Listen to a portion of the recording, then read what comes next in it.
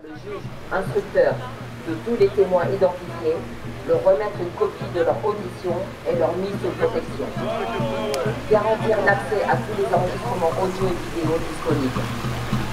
Encadrer et engager la responsabilité des médecins de prison. La suspension immédiate des agents ayant tenu des propos ou commis des actes racistes et leur radiation définitive s'ils sont condamnés. La suppression des propositions de loi contre la violence judiciaire qui s'excuse, absout et prolonge les violences des forces de l'ordre, nous proclamons haut et fort nos exigences ce samedi 20 mars 2021. Mettre fin au contrôle d'identité permanent et mettre en place le récépissé qui oblige les agents de justifier ces contrôles. Supprimer les délits d'outrage et de rébellion pour en finir avec les procédures abusives, le harcèlement quotidien et le business d'outrage. Interdire le harcèlement répressif et judiciaire contre les manifestants. Abroger l'article permis de tuer de la loi sécurité publique du 28 février 2017 qui assouplit et élargit le cadre de la légitime défense. Interdire les techniques d'étouffement, clé d'étranglement, plaquage ventral et pliage. Interdire les armes classées armes de guerre, LPD et grenades et les pistolets électriques pour la police du quotidien comme lors des manifestations et dans les établissements pénitentiaires. Interdire les pare-chocages et les courses-poursuites pour les simples infractions routières. Supprimer l'usage systématique des gaz et des NAS en maintien de l'ordre. Fermer les quartiers d'isolement et disciplinaire QI et QD.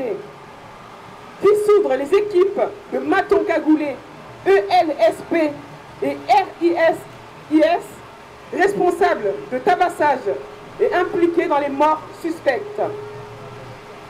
Installer des caméras dans les véhicules de patrouille.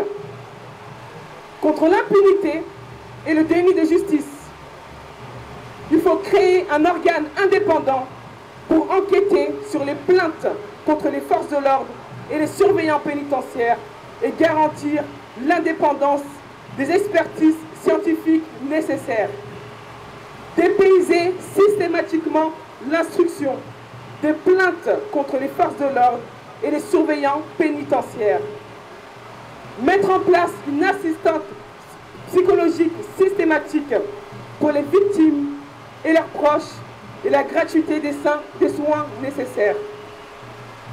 Garantir la prise en charge complète par la sécurité sociale et les mutuelles des soins, des traitements médicaux nécessaires consécutifs à des violences d'État.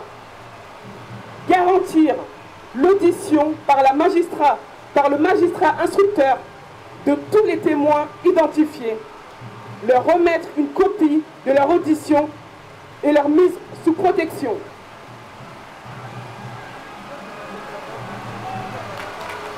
Garantir l'accès à tous les enregistrements audio et vidéo disponibles. Encadrer et engager la responsabilité des médecins intervenant dans les procédures judiciaires. Contre les dénigrements et les violences faites aux sans-papiers, nous demandons la liberté de la circulation et de l'installation, la régularisation, la protection automatique dès leur arrivée des jeunes étrangers, étrangères isolés, la fermeture des centres de rétention, l'égalité des droits pour tous dans tous les domaines, le droit de vote des étrangers. Enfin, nous exigeons la suspension immédiate des agents mis en cause pour violence ou homicide et leur radiation définitive s'ils sont condamnés. La suspension immédiate des agents ayant tenu des propos commis des actes racistes et leur radiation définitive s'ils sont condamnés. la suppression des propositions de la loi globale et séparatiste, ainsi que l'abrogation de toutes les lois liberticides. Stop au racisme et aux violences policières, carcérales, judiciaires. Stop à l'impunité. Vérité et justice pour toutes et pour tous. Pas de justice, pas de paix. Pas de justice, pas de justice. Pas de justice, pas de justice. Pas de justice, pas de justice. Pas de justice.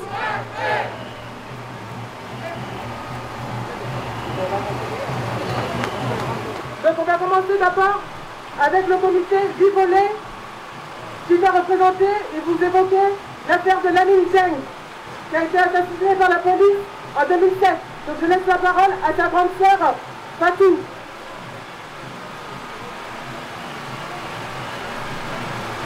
Bonjour tout le monde, merci d'être là.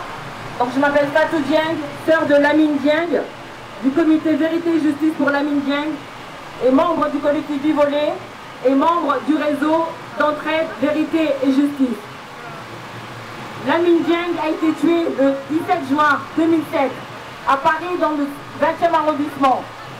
Il avait 25 ans. Il a subi une clé d'étranglement et un plaquage ventral. 5 policiers se sont agenouillés sur son corps pendant 30 minutes, à savoir plus de 300 kilos, sur un homme seul, allongé. Il a fallu qu'on se batte, comme tant d'autres familles. On est tombé dans le militantisme par accident, on va dire, malgré nous, comme d'autres familles présentes ici. Il a fallu qu'on se batte pendant 13 ans. Et c'est qu'en juin 2020 que l'État français a reconnu sa responsabilité et sa culpabilité dans le meurtre de Lamine devant la Cour européenne des droits de l'homme en indemnisant la famille. Pour nous, on peut dire qu'on a rendu justice à Lamine malgré les non-lieux consécutifs en France. Que ça prouve que Lamine n'est pas mort seul et qu'il n'était pas responsable de sa mort. Mais c'est une justice amère, car ces individus ne sont pas condamnés. Ils continuent à exercer, ils continuent, comme d'autres policiers, d'autres forces de l'ordre, à commettre des meurtres. L'État ne peut pas nier toutes ces violences et ces meurtres. Il ne peut pas nier ces dérives. Mais ça continue. La justice acquitte ces policiers et ces forces de l'ordre. Ils ne sont jamais punis. Ce que nous voulons aujourd'hui, mis à part la condamnation de la Cour européenne par rapport au pays où le meurtre a été commis, on veut que tous ces forces de l'ordre soient sanctionnés, mis en examen et enfermés comme tout le monde. Merci à vous. Toutes les familles de victimes de violences policières, on vous invite à vous rapprocher des banderoles. Car à 14h, on va commencer la marche. Donc j'adresse le message aux familles et à leur soutien. Merci de vous rapprocher des banderoles. On veut impérativement commencer cette marche à 14h pour arriver à Bastille à 16h. Étant donné l'état de confinement et le couvre-feu, on souhaite consacrer du temps aussi à l'arrivée de cet événement. Donc merci aux familles de se rapprocher des banderoles. Il va y avoir là une prestation d'artistes engagés et ensuite on va commencer à se préparer pour la marche.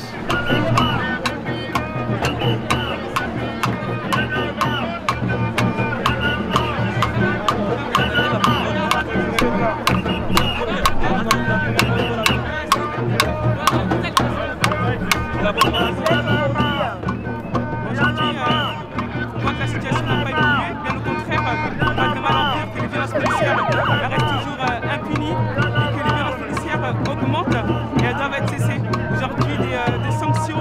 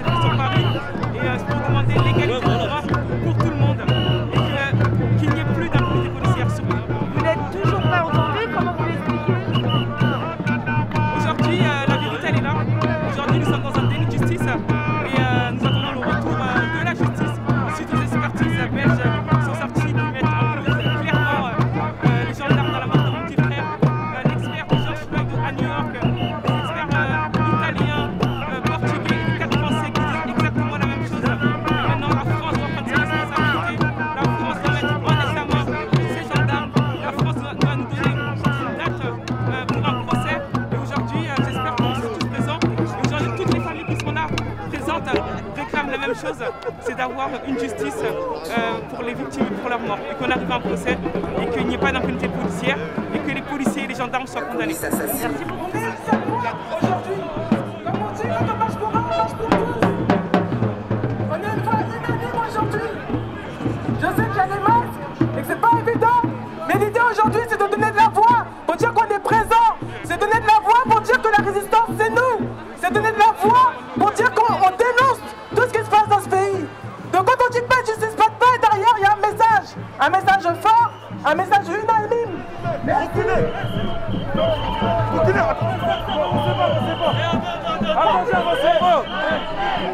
Attendez, on arrive.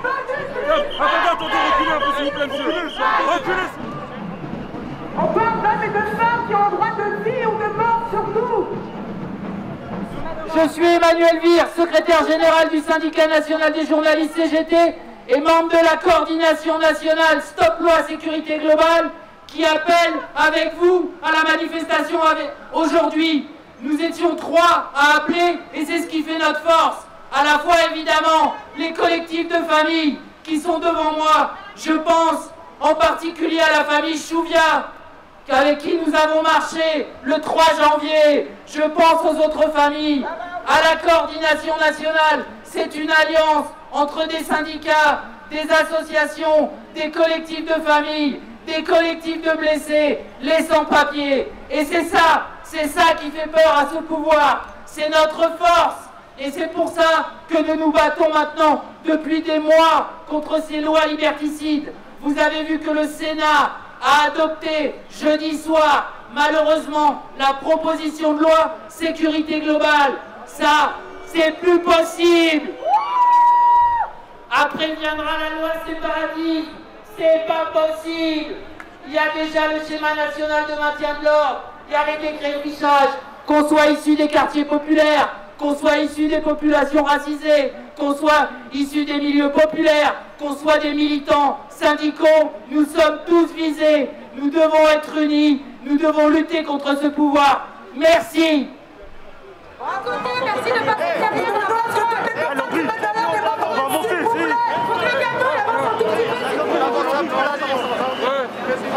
On se repère à celui qui a le mégaphone. On se repère face à lui. Ok. Faites une bonne ligne comme ça. On se repère à lui comme mégaphone, les gars. Ok. Donc on laisse le cortège se mettre en place. On avance. Avec en tête.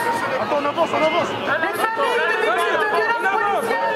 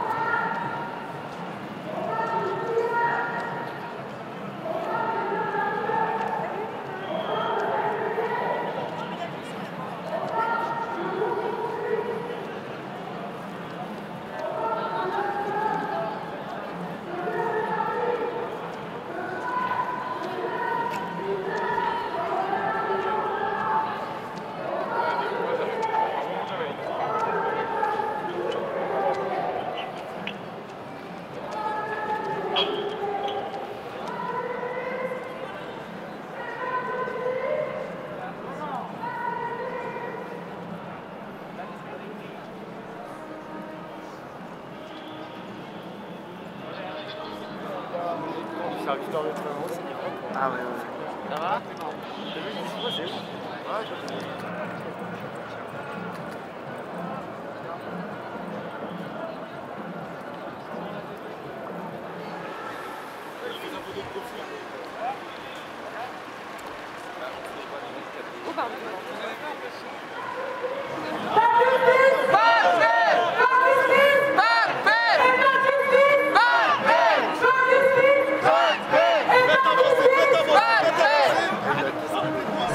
La justice commence à faire son boulot, oui. C'est-à-dire qu'elle commence à prendre conscience de la problématique des violences policières, de son caractère systémique. Elle commence à poursuivre et mettre en examen les policiers. Elle commence à trouver des techniques pour les identifier. Et elle commence à indemniser les victimes aussi, ce qui n'était pas forcément le cas jusqu'à maintenant. Donc on est en train de créer un vrai corpus légale pour les victimes de violences policières. Et donc la voie légale est une des voies parmi tant d'autres. Ce n'est pas la seule voie. Il y a aussi la voie militante, il y a aussi la voie des médias, il y a aussi la voie politique, mais il y a également la voie légale maintenant. Et elle commence à aboutir. Donc c'est une bonne chose pour les victimes. Et maintenant il faut qu'au niveau administratif et au niveau de la hiérarchie policière, il faut que ça change. Et ça c'est encore plus compliqué. Ouais, on était à Lille la semaine dernière, il y a 15 jours. Et là on est là aujourd'hui. C'est important d'être solidaire avec toutes les familles. C'est ce qui aujourd'hui va faire, on espère, avancer les choses. Donc voilà, on est tous solidaires les uns des autres, anti-plaquage ventral, anti-clé d'étranglement. C'est pour ça que Cédric il est mort, la clé d'étranglement plus le plaquage ventral avec 3 individus sur le dos. Et puis le racisme, enfin tout ce qui ne va pas. Le pays des libertés devient une dictature aujourd'hui. C'est-à-dire qu'entre l'Allemand et puis entre Darmanin, qui font ce qu'ils veulent, ils décident de ce qu'ils veulent, ils font voter les lois quand tout va mal. Quand la santé va mal en France, eux, ils font voter des lois presque en cachette au Parlement, de manière à ce que tout le monde est sur le Covid. Et aujourd'hui, ils se permettent de faire passer des lois pour mieux nous museler. Comme je dis tout à l'heure, le problème, c'est que Badinter a enlevé la peine de mort il y a 40 ans et eux sont en train de la rétablir avec la police. Donc aujourd'hui, au lieu de faire le ménage chez eux, des meurtriers, de les punir et de leur dire voilà, la police c'est pas ça, parce que quand on porte sur le dos gardien de la paix, ça veut dire qu'on est là pour faire régner la paix et pas la guerre. Et là aujourd'hui, dès l'instant que vous greniez un peu, on se donne le droit de vous tuer. Donc tant que je vivrai, tant que ma famille vivra, tant que mes petits-enfants vivront, on ira à fond pour avoir la vérité. La justice en ce moment se bat pour que la vérité éclate dans l'affaire de Cédric parce qu'elle a tellement d'éléments et aujourd'hui grâce aux vidéos, grâce aux journalistes, grâce à vous la presse, et ben, grâce aux réseaux sociaux, on espère avoir gain de cause de manière que ça fasse jurisprudence au niveau de toutes les autres affaires et que les autres affaires puissent demain se réveiller et dire ben voilà, l'affaire Cédric Chouviat, il y a eu une issue. Donc il y a des vidéos qui circulent pour l'affaire Ibo chez les juges, chez les policiers. On refuse de leur donner parce que si on leur donne, ben, on prouve que dans l'affaire Traoré c'est pareil, soi-disant les vidéos étaient en panne. À chaque fois qu'il y a des vidéos où elles sont en panne, où elles ne sont pas lisibles, il y a toujours un problème comme ça. Donc aujourd'hui, il faut défendre le droit de la presse, il faut défendre le droit de filmer, et il faut défendre le droit de parler, parce que c'est le pays le plus libre du monde. Aujourd'hui, on veut nous en faire une dictature. Merci M. Darmanin, merci M. Macron, merci M. Lallemand, vous êtes puissants, mais je pense qu'à la force d'être dans la rue, votre puissance va tomber. Voilà, donc aujourd'hui, la peine chez les Chouviat est immense. Quand j'entends, quand on parle des violences policières, j'étouffe. Est-ce que ça, c'est pas une honte? C'est pas une honte d'entendre ça? Quand mon fils il est mort et il a 17 fois j'étouffe, est-ce que c'est pas une provocation? Est-ce que quand il dit je les mettrai pas à pied les policiers parce que si je les mets à pied, leurs enfants vont pleurer et leurs femmes vont pleurer. Mais je ne fous pas de la gueule du monde quand il dit ça. Est-ce que c'est pas une insulte à ma famille? C'est une insulte à ma famille. Mes petits-enfants, ils font quoi tous les jours? Est-ce que vous croyez que mes petits-enfants, quand ils vont sur la tombe de leur père, ils se rendent compte que c'est fini, ils ne le reverront plus? Que le père, quand il arrive, ils le reverront. Monsieur Darmanin, vous êtes un sale type. Voilà, si et je pèse mes mots. Pour sortir des propos comme ça, il faut être un sale type. Et je pèse mes mots. L'allemand, c'est le même. Tout ça, c'est des gens qui veulent la dictature, ils veulent régner, ils veulent être puissants. Ben moi, tant que je serai vivant, je ferai tout pour vous enlever votre puissance. Enfin voilà, avec tout le monde. Voilà. Pour savoir si ce que Cédric a dit, c'était audible. Mais le problème qu'il y a, c'est qu'il y a un gars qui a témoigné comme quoi qu'à 10 mètres de là, il a entendu Cédric. Il n'a pas entendu j'étouffe. Le témoin a toujours dit, il n'a pas entendu j'étouffe, mais il a entendu le son de sa voix. Donc comment qu'au-dessus, à 10 cm au-dessus, il n'avait pas entendu j'étouffe cette fois. Monsieur Chouviat, une petite question. J'ai vu l'interview de votre épouse il y a quelques semaines de cela où elle parlait d'une des personnes qui était sur le lieu, sur la scène, et où son ami était venu pour aider, qui était, je sais pas, de la police ou de la BAC. C'est quoi cette histoire? C'est l'ami de Laura Jouve. Elle a appelé à l'aide avec le micro, enfin avec leur radio, elle a demandé du renfort, et c'est le mec de la BAC qui est arrivé, le principal de la voiture de la BAC qui est arrivé. Par coïncidence, c'est le mec, le mari, le conjoint, le je sais pas quoi, de leur ajout. Et c'est lui qui a établi toute la scène après, qui a dit il faut faire comme ci, comme ça. Mais ça a été marqué dans la presse. Je dévoile rien de la justice, ça a été marqué dans la presse. Tout le monde est au courant, sauf que là aujourd'hui, il y a quand même Laura Jouve, elle est debout, elle fait rien, elle dit des conneries sur Cédric, elle a non-assistance à personne en danger, parce qu'elle, elle l'a vu mourir. Elle l'a vu mourir. Donc moi j'y en veux, ma famille on lui en veut à elle aussi, parce qu'elle aurait pu faire quelque chose, elle aurait pu arrêter. Elle était assez élevée dans les cadres policiers pour dire arrêtez, il est en train de claquer le mec. Et ils l'ont laissé mourir, par terre. Il faut savoir, il faut que la France entière le sache, ils l'ont laissé mourir par terre. C'est d'autres policiers qui sont arrivés au bout de quelques minutes pour le pomper. Parce qu'il était mort, il était cliniquement mort, ils l'ont pompé, mais ça faisait déjà 5-6 minutes qu'il ne respirait plus. Donc je ne vous dis pas l'état du cerveau. Donc je ne peux pas en vouloir. Moi j'en veux pas toute la police de France, je l'ai dit, toute la famille, on n'a pas de haine. Quand je vois un CRS, machin, j'ai pas de haine. On n'a aucune haine envers la police. On a de la haine sur les tueurs d'enfants, les tueurs de frères, les tueurs de... Voilà, tous ces gens qui se donnent le droit de tuer, d'enlever la vie. Pour des banalités, pour des contrôles de police, pour du vol à la tire, pour n'importe quoi. Quel est le droit en France? On a aboli la peine de mort et aujourd'hui il y a des gens qui se redonnent le droit de le faire parce qu'ils savent qu'ils sont couverts derrière. En Ile-de-France, on sait qu'on a l'allemand et couvre tout le monde. Ils ont couvert tous les 4 policiers, ils ont été couverts par l'allemand. Les hautes fonctions, ils les ont couverts tout de suite. Non, il faut dire comme ci, comme ça.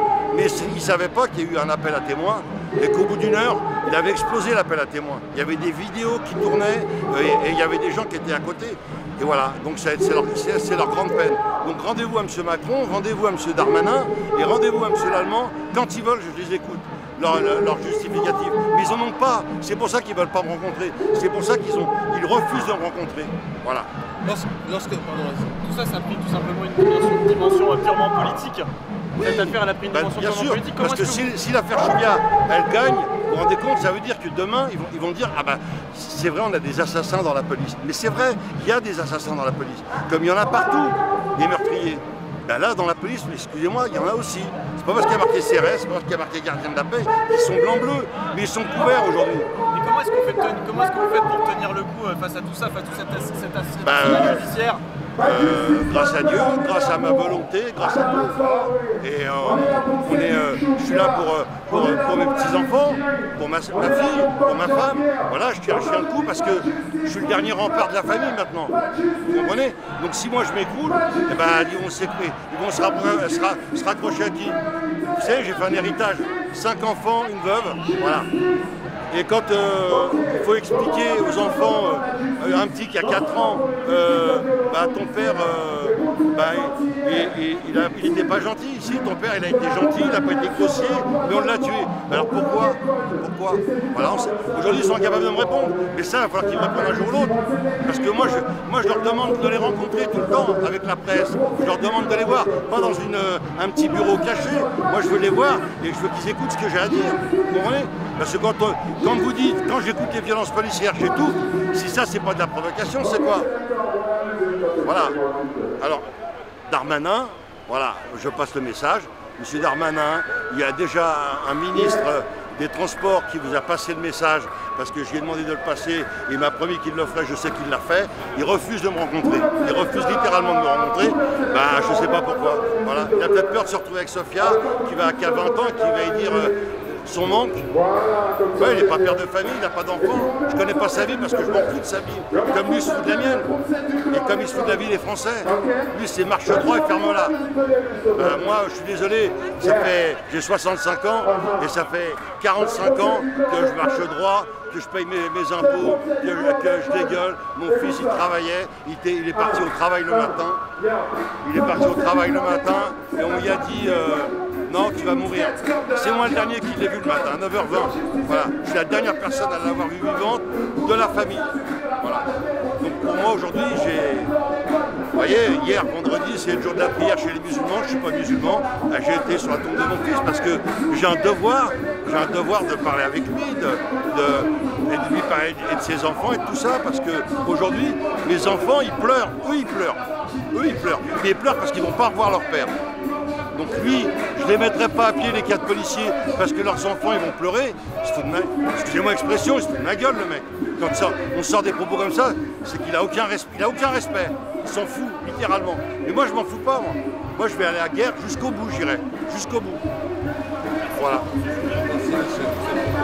Merci beaucoup. Voilà.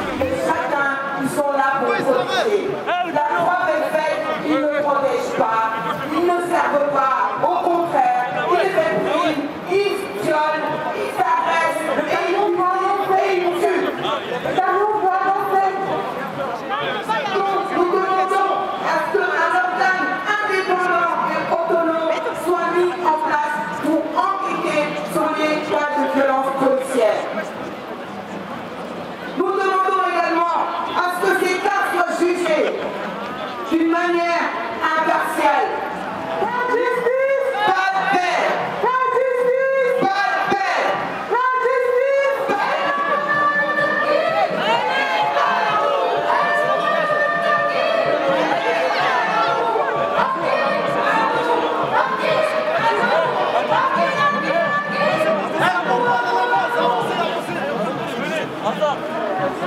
Avancez. Écartez-vous.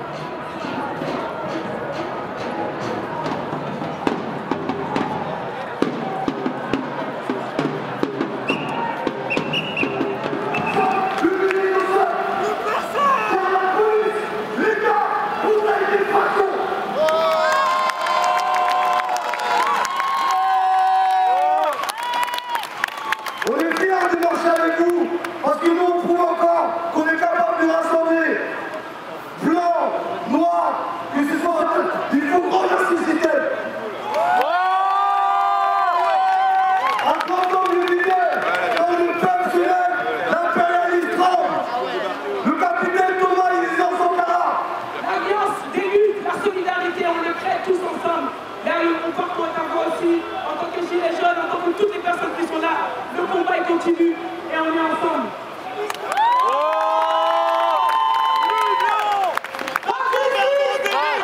Le cycle de la victoire.